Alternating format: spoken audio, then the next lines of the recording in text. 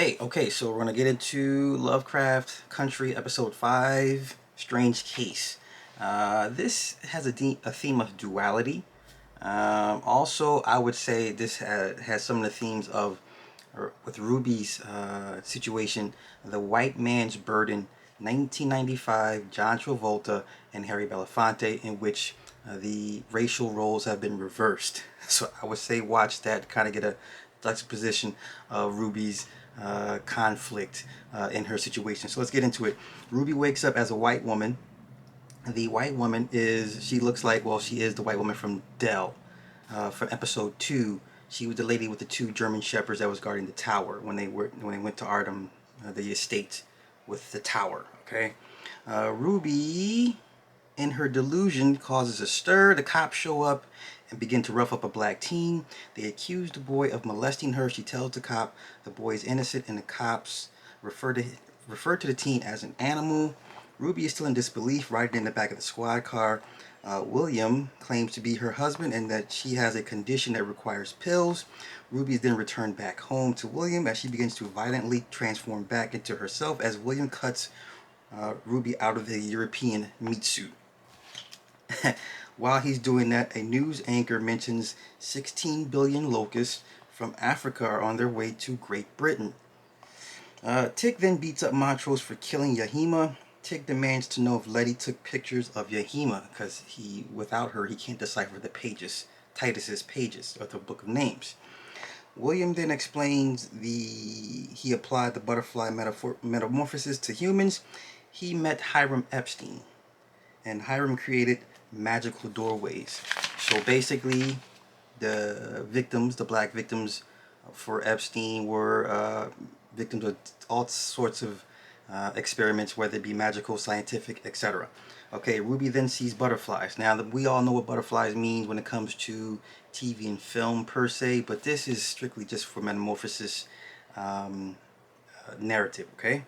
Also, there's a ram's head that is branded onto William's chest. Basically, it's just two circles with the V in the middle. But basically, it signifies a ram's head. Ram's head really means protection. There's this stigma with the ram's head, or the head of Aries, or the Capricorn, that it means something evil, when in actuality, back in the day before war, soldiers would take the bones or the skull of a ram's head and actually wear it because they would protect them from headshots. Okay. Ruby now knows that magic exists. She says people weren't scared of her, but were scared for her. She was treated like a human. Ruby then wishes to not transform again. William then leaves money and another bottle of potion for Ruby before leaving. There's a monologue playing in the background for colored girls who have considered suicide. It plays while Ruby is enjoying the perks of being a white woman. Letty then gives Tick the undeveloped pics of Yahima. Letty is scared of Tick's violent side. He reveals to her he was abused.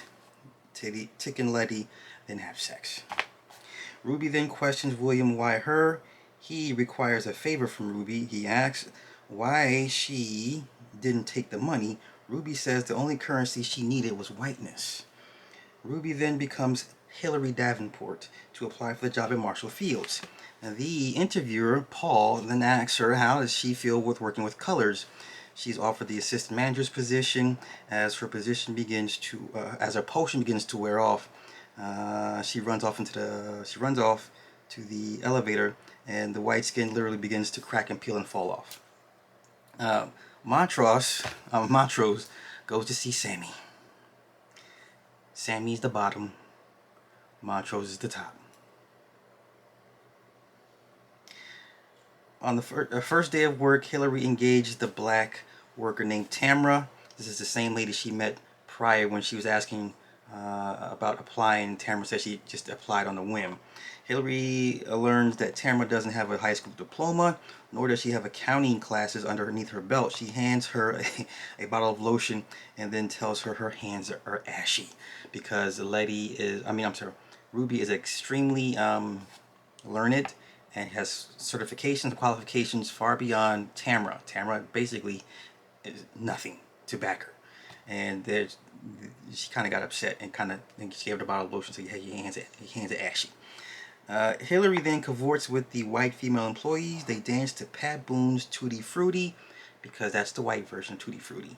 Pat Boone's Tutti Frutti charted higher than the original from Little Richard because it was a white record.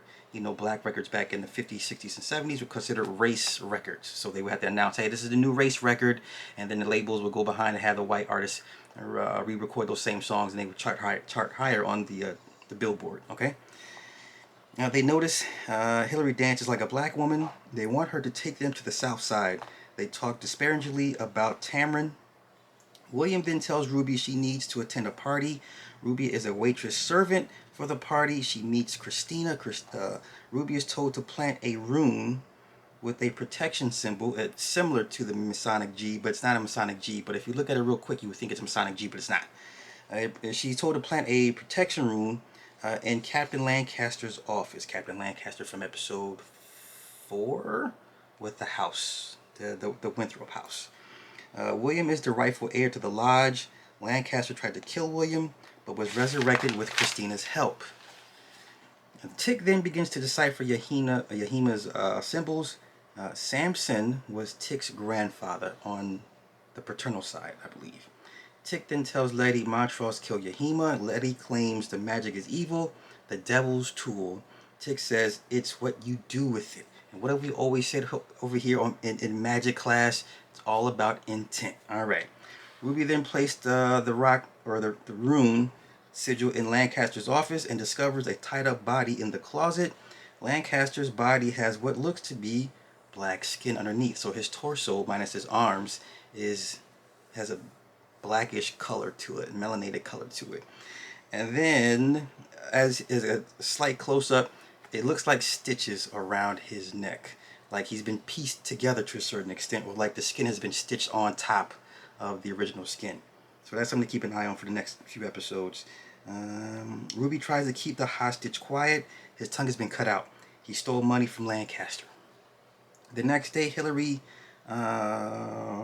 she begins to berate Tamara at work.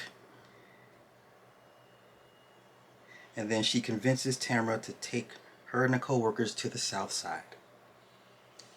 Montrose is with Sammy and a bunch of cross-dressers. Tamara takes the girls to the Denmark Vesey bar. If you know who Denmark Vesey is, look him up. Hillary destroys her supply of potion as she begins to shed her skin. She witnesses a black woman being assaulted by Paul, her manager, which is he married to one of the co-workers that was there with them at the bar all together. She rejects him. He calls her a nigger bitch. Then Sammy wins a drag queen award. Sammy and Montrose begin to dance. Montrose begins to loosen up and feel at home and begins to shed the weight of his secret. So he feels at home in this drag bar with all these drag queens, and he's being celebrated. He's lifted up. He's and in a cross position, like he's been resurrected and whatnot. So he's been celebrated as who he is. He's not judged. He's celebrated. Ruby then returns back to the estate and meets Christina. Ruby tells Christina, white women are disillusioned. White women want to be black women and vice versa. Christina tells Ruby the currency of magic is to do whatever you want. Unmitigated freedom. The next day, Hillary resigns so she can have sex with Paul. Paul was the one who attempted to assault the black female from the night prior. So then Hillary turns into a dominatrix because, a lot of powerful men at home like to be dominated by a woman, or they go to dominatrixes to be dominated because they spend the majority of their life and days always bossing people around, and sometimes they like to get bossed around in return. It's a real thing. So then, as she ties him up, she chokes him with the belt, stuffs panties in his mouth. She begins to violently assault Paul in his rectum with a stiletto. Stiletto is a French word stiletto is an Italian word for dagger. And I think the most famous use of a stiletto is seeing a white female when Jennifer Lee's character stabs her roommate's boyfriend in the eye with a stiletto.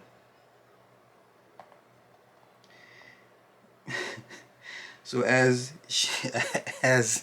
she's stabbing him in the rectum with the stiletto, she begins to shed her skin.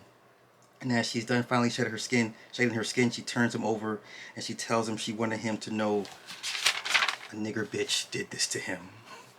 Letty then tells Tick about her mother's Christian beliefs and that she didn't really believe in it, and that she's looking for something good. Tick tells Letty he had a woman in Korea. Letty says she didn't want to be with a man if it wasn't special. Tick tells her this is special. Ruby then questions Williams what is in the basement. As William begins to violently shed his skin, he becomes Christina. Now, a couple of you guys, shout out to you guys in this my subs. You guys kind of called it out last week. You were like, hey, they're one and the same. I was like, it could be, but then I saw earlier in the episode when Paul was changing his shirt, you saw women's clothes in the closet, so that let me know that they're one and the same. Okay. So then Tick deciphers the pages. He calls Korea, which is Gia. He asks her how did she know? She said, you should have listened to me. Then he asks, well, are you? And then the phone hangs up. The last word deciphered was die. And then we also assume that Tick's ancestor Hannah stole the book of names during Tick's dream while he was being set on fire as he was running out of the burning lodge. So that is episode 5. This series, it's like a love-hate thing. I hate the agenda in this, but then the other parts of it, I love it. So I'm conflicted with this series. You guys have a good one. Peace.